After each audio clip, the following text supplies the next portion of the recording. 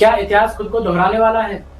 आज जो हम अमेरिका की मिडिल ईस्ट में दबंगई या कहें कि पूरे विश्व में उसकी दबंगई देख रहे हैं कि जब मन चाह किसी पर ऑयल प्रतिबंध लगा दिए, जब मन चाह किसी पर टैरिफ थोप दिया, किसी देश के राष्ट्रपति को उठा लाए, किसी देश पर अचानक से हमला कर दिया, तो सवाल उठता है कि क्या अमेरिका हमेशा से ही ऐसा था?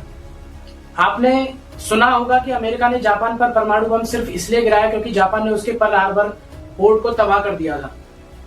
अब सवाल उठता है कि क्या इसका बदला परमाणु बम से ही लिया जाना जरूरी था और कोई सैन्य रास्ता नहीं था बदला लेने का, या फिर अमेरिका परमाणु बम के बहाने अपनी ताकत दुनिया को दिखाना चाहता था? जापान तेजी से एशिया में अपना विस्तार कर रहा था और चीन और दक्षिण पूर्व एशिया में वह लगातार अपने कब्जे बढ़ा रहा था। उस समय जापान अपनी जरूरत का ज्यादातर तेल अमेरिका से ही लेता था। अमेरिका ने जापान पर तेल प्रतिबंध लगा दिए।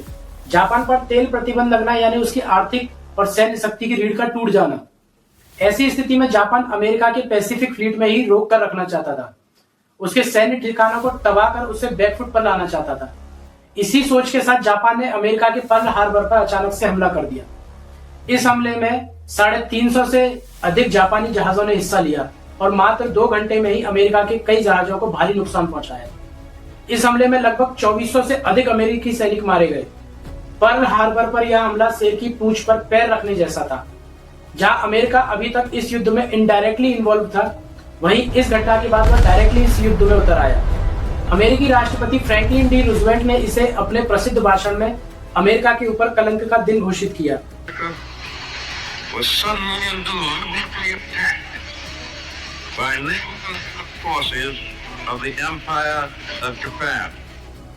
ऐसा नहीं था कि पर्ल हार्बर के जवाब में अमेरिका ने सीधे परमाणु बम गिरा दिया, क्योंकि पर्ल हार्बर पर हमला 7 दिसंबर 1941 को हुआ और अमेरिका द्वारा परमाणु बम हमला 6 अगस्त 1945 को किया गया।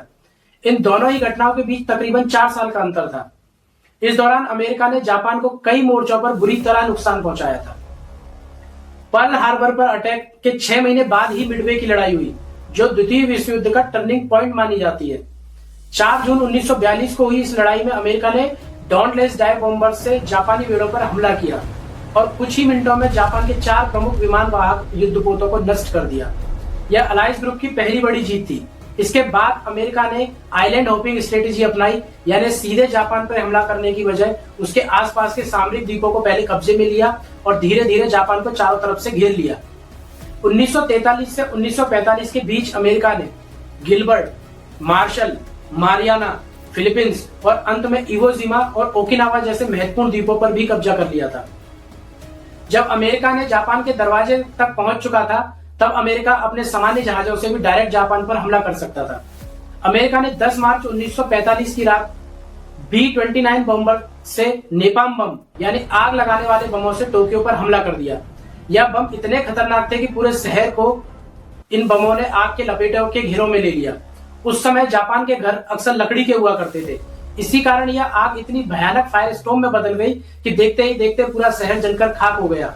जो लोग बचे वे पानी में कूदकर अपनी जान बचाने के लिए भागे, किंतु वे भी पानी में उबलकर मर गए, क्योंकि आग इतनी भयानक थी कि नदी का पानी भी उबलने लगा था।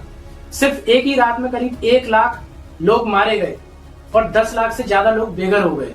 1945 तक आते आते जापान पूरी तरह टूट चुका था। दूसरी ओर जर्मनी और इटली भी सरेंडर कर चुके थे। जापान लगभग हार की कगार पर ही था, बस उसे एक ऑफिशियली आत्मसमर्पण करना बाकी था। फिर सवाल यह उठता है कि जब इतना भीषण विनाश जापान का हो चुका था और अमेरिका ने 2400 के बदले 1 लाख से अधिक लोगों को मारकर अपना बदला पूरा कर लिया था, तब भी क्या अमेरिका के पर्ल हार्बर का बदला अभी अधूरा था? फिर क्या जरूरत थी अमेरिका को परमाणु बम गिराने की?